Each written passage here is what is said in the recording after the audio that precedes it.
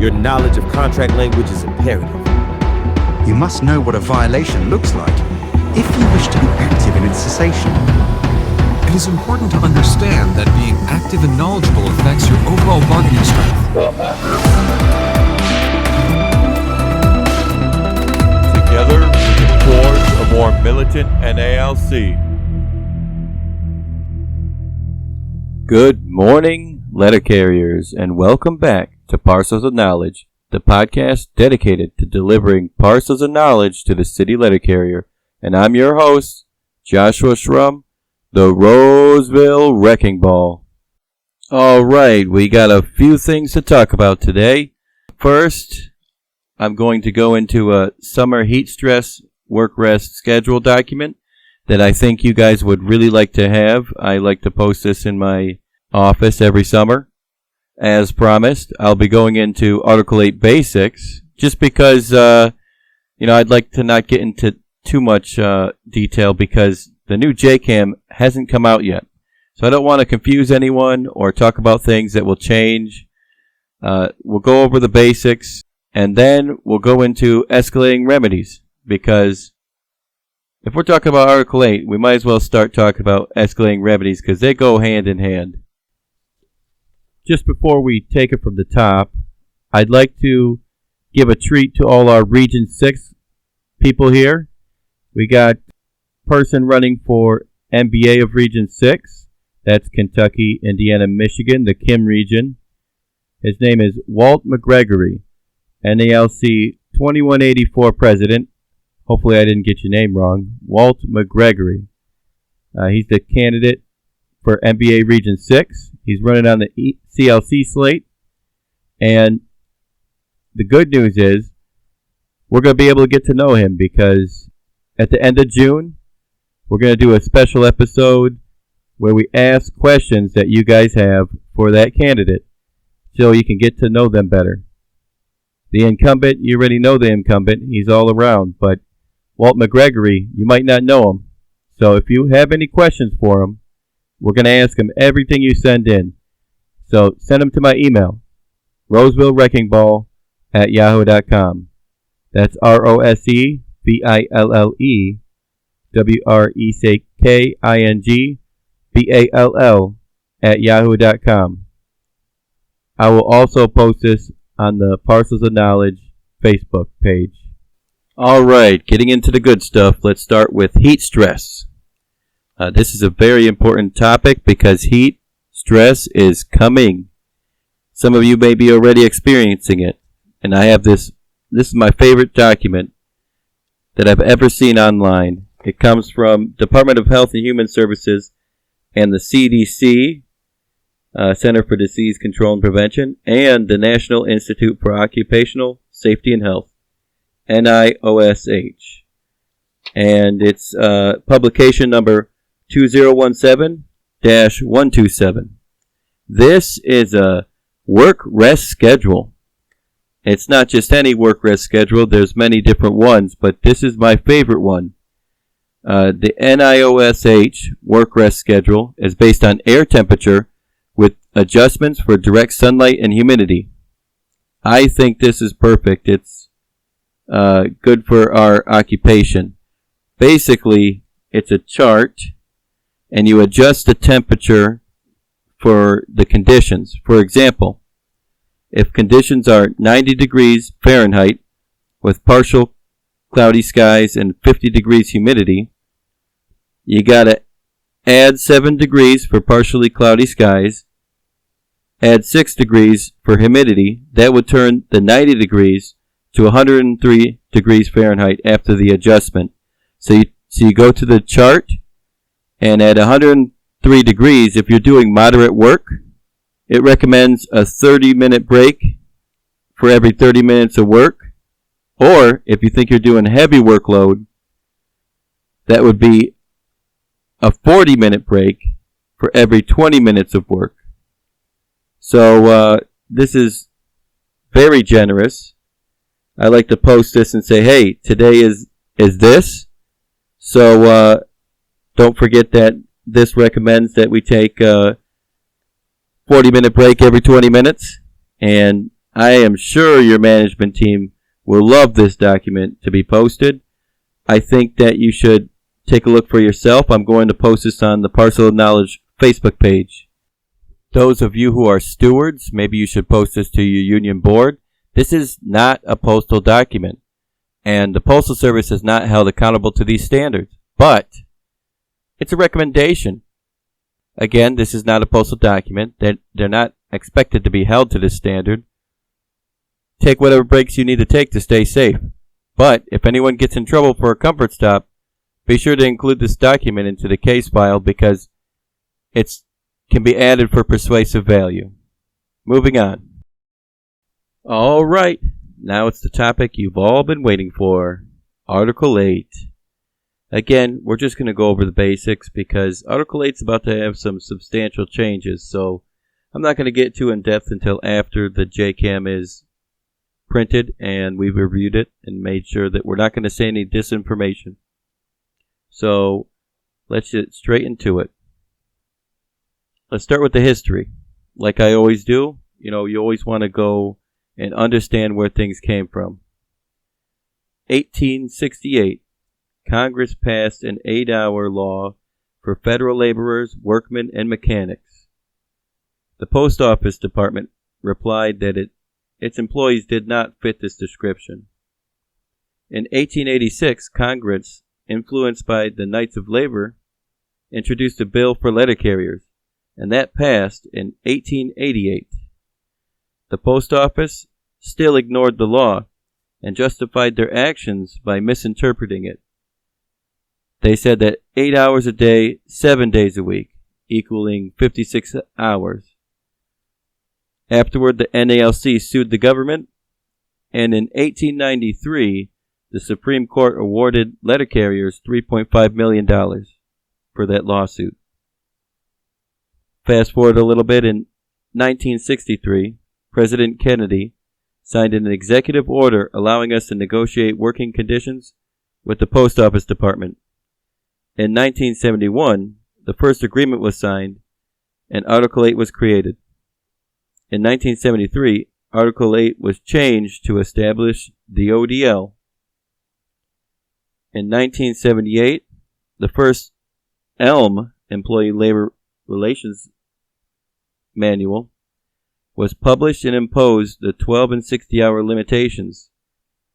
In 1984, Sections 8.5F and 8.5G were added to establish rules for simultaneous overtime. In 1984, the Article 8 Overtime Memorandum was signed by the USPS and APWU, and the NALC objected to the memo, and President Sombrado insisted the letter carrier paragraph be added. There are 3 distinct categories for regular city carriers. There's the Overtime Desired List, the OTDL, the Work Assignment List, the OWA, and there's no list, which is the 8 hours. There are distinct differences between the OTDL and the OWA. For the OTDL, overtime can be worked anywhere. So if you had 1 hour overtime on your own assignment, they could technically assign that to someone else and have you work 4 hours somewhere off of your assignment, as long as you got your 8 hour in for your bid. You could be expected to work up to 12 hours when needed. There's expectation to equalize among other OTDL. Overtime can technically be excused for exceptional purposes, but just keep in mind, overtime is not accepted or denied, it is only assigned. And OTDL can remain on the list until they decide to come off. Now for the OWA, the work assignment carriers, overtime is only on scheduled assignment, are expected to work up to 12 hours on a regular scheduled day. There's no equalization process, and there's Article 8.5F complications when it comes to 10 hours in a particular day, and they also can remain on list until they sign off. These lists are posted 14 days prior to the beginning of a quarter, and that is the only time you can decide to join a list. You can leave a list at any time during that quarter, but keep in mind you cannot go from OTDL to OWA or OWA to OTDL. You must either go from one of those choices to no list, which is the 8-hour carriers. Next, I'd like to talk about Article 8.5F. This is very seldomly filed by carriers. Essentially, it boils down to the circumstances in which we receive penalty overtime, but it is a work hour limitation. 8.5F reads in relevant part that excluding December, no full-time regular employee will be required to work overtime on more than 4 of the employee's 5 scheduled days in a service week, or work over 10 hours on a regularly scheduled day, over 8 hours on a non-scheduled day, or over 6 days in a service week. Now, this doesn't apply to the OTDL all year, and to the non-OTDL, it applies all year except for December. Now, in the OWA MOU, located on 821 of the National Agreement, that's Article 8-21, it reads that it is not in the party's best interest to require OWA to work beyond 10 in a day unless there is no equally prompt and efficient way to do it. Efficient means the same pay rate, as in the same overtime. Stewards, don't forget to file grievances for carriers having to go beyond those limitations. Those are serious limitations. Now I'd like to move on to National Arbitrator Mittenthal's decision C5860. He said that ODL employees do not have the right to accept or refuse overtime beyond the Article 8.5 limitations, so that's why they don't apply. They can be required to perform such overtime. The non-ODL employees may not be required to work overtime until the ODL employees have exhausted their overtime obligation under 8.5G, which is the 12 and 60 rule. I don't want to talk about 8.5G too much this time because of the fact that it's going to be changed, unfortunately. But I'd like to move on to the letter carrier paragraph. In the letter carrier craft, where management determines that overtime or auxiliary assistance is needed on an employee's route on one of the employee's regularly scheduled days, and the employee is not on the overtime desired list, the employer will seek to utilize auxiliary assistance when available, rather than requiring the employee to work mandatory overtime. What's auxiliary assistance? That is defined as any of the following: part-time flexibles at the straight time or regular overtime rate, city carrier assistant employees, CCAs, at the straight time or regular overtime rate, available full-time regular employees, such as unassigned regulars or reserve regulars at the straight time rate, and full-time carriers from the OTDL at the regular overtime rate. Management does not have to use ODL carriers to provide auxiliary assistance if such an assignment would mean that the OTDL carriers would be working penalty overtime. That means if all the OTDL is at 10 hours, management can start forcing non-OTDL on their own assignment. This only applies to their own assignment in this particular situation. Off of assignment, OTDL has to be maximized to 12 hours. The memo goes on to state that the determination of whether management must use a carrier from the OTDL to provide auxiliary assistance must be made on the basis of the rule of reason. The rule of reason: is it reasonable to require a letter carrier on the OTDL to travel for 5 minutes in order to provide 1 hour of auxiliary assistance? It is. Therefore, in such a case, management must use the letter carrier on the OTDL to provide auxiliary assistance. However, It would not be reasonable to require a letter carrier on the OTDL to travel 20 minutes to provide 1 hour of auxiliary assistance. Accordingly, in that case, management is not required to use the letter carrier on the OTDL to provide auxiliary assistance under the letter carrier paragraph. And that comes from M884. You find that in the MRS system. One thing to note, a T6 carrier technician, not on the OTDL or work assignment list, may, in accordance with Article 8.5.C.2.D,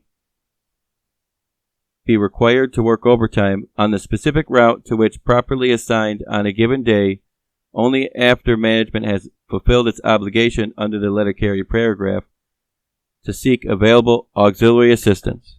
Improper mandation. 8.5D. If the voluntary overtime desired list does not provide sufficient qualified people, qualified full-time regular employees not on the list may be required to work overtime on a rotating basis with the first opportunity assigned to the junior employee. PTFs and CCAs do not have to be utilized prior to mandating, and that rotation by juniority on a quarterly basis. At my office, they like to try to avoid penalty lately for some reason. I'm sure it's a directive from district. And they will only max everybody out at 10 hours. They tell you got to be back by 6. So they've been starting to mandate off of assignment non-OTDL carriers. That is improper mandation. That is absolutely not okay. Every OTDL must be at 12 hours before mandating non-ODL carriers off of assignment.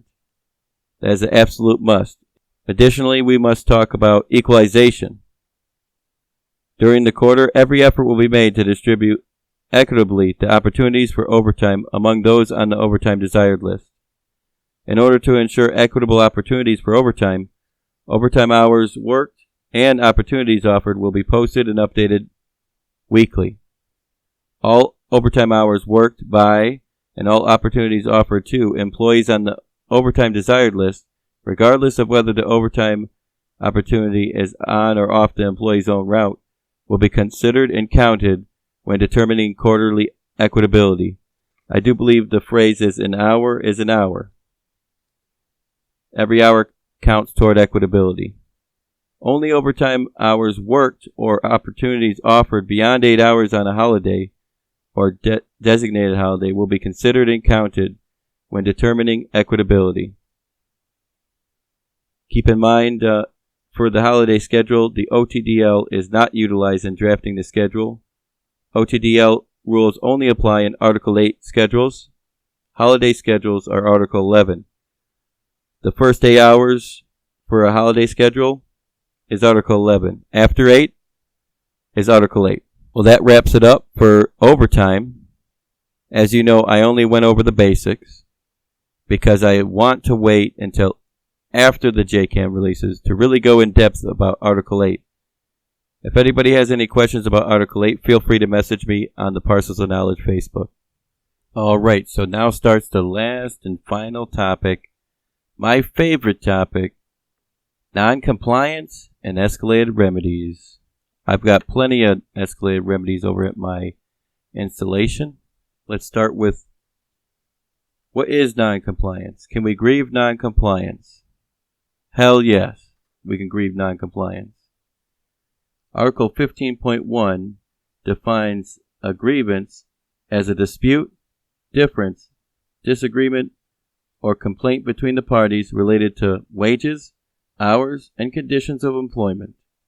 A grievance shall include, but is not limited to, the complaint of an employee or of the union which involves an interpretation, application of, or compliance with the provisions of this agreement or any other local memorandum of understanding not in conflict with this agreement. Any agreements we make need to be complied with. Under what? Under Article 15. And who has the burden of proof in non-compliance cases? The union. Most places, management will violate the contract without much recourse. And every time we come to the table, our stewards will sign a cease and desist and possibly some make-whole remedies. Management is getting away too much, and our union is off course on this. Most unions don't have escalated remedies, but our beautiful union does. We're trying to say escalated remedies are being weaponized at the national level. Our own people are telling us we're weaponizing it, which is absolutely not the case. You can't get a manager to listen. The service will not comply with things without speaking money to them. That's the only communication they know how to use. The first step, escalated remedies, would be to accumulate an impressive multitude of cease and desist. That's not very hard because our management does not know how to actually be honest and have integrity and follow the agreements that they actually agree to. They will constantly agree that they will not do it again and then continue to do it again. Eventually, we should ask that future violations will result in monetary remedies. If we can get local escalation, that works too, because if we can get management to sign off on doing it at the local level, it'll give us a better argument to asking for them to do it at the higher levels. And most importantly, we must be diligent in grieving every violation. A lot of stewards will give management a break, but this is not the appropriate action. If you keep letting management have breaks, they're going to keep violating. This is where that saying comes in, where ruthlessness is mercy upon ourselves. That is the attitude we have to have because, let's face it, when a supervisor puts you on EP for wearing earphones 3 weeks before Christmas, which happened in my area, they have no mercy for us. We need to stop having mercy for them. We need to overwhelm them the same way they overwhelm us and grieve every single violation. Don't forget, an escalation can only happen on the same exact violation. So that multitude of settlements you need with cease and desist orders all have to be on the same issue. But where does an escalating remedy come from?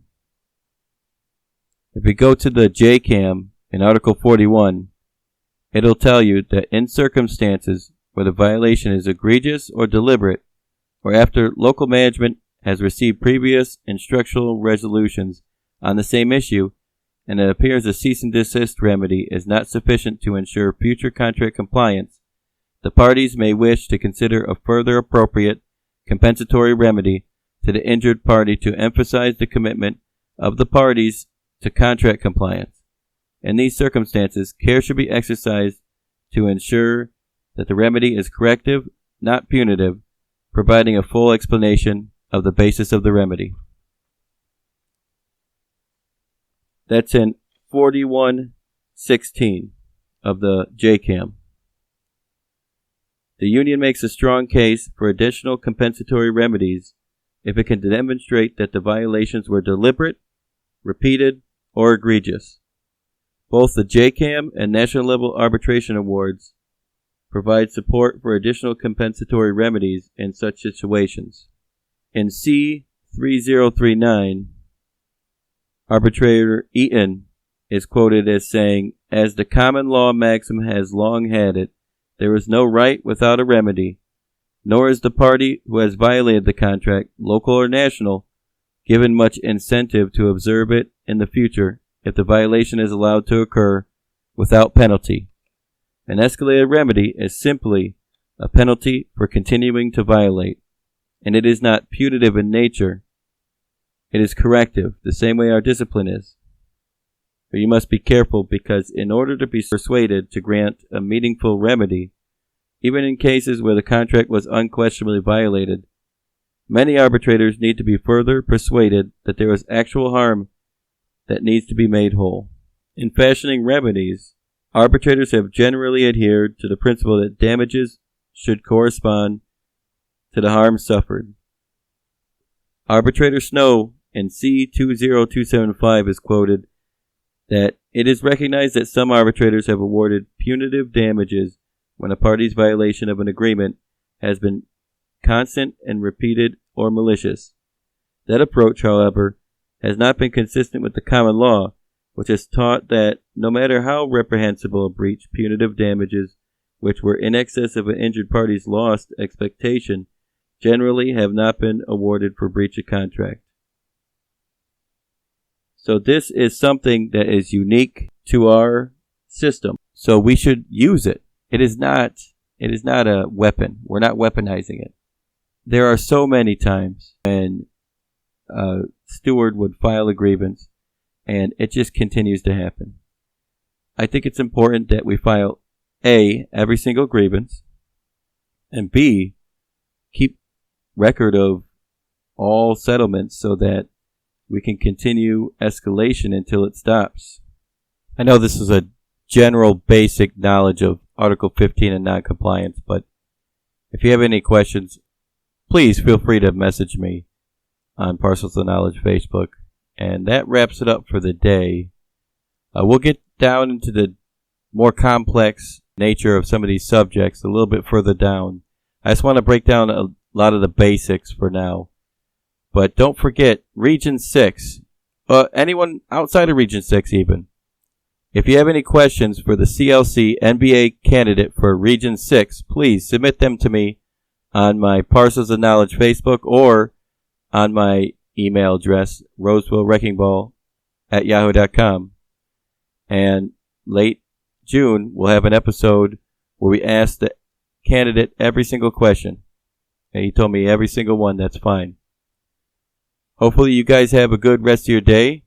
And as always, stay strong.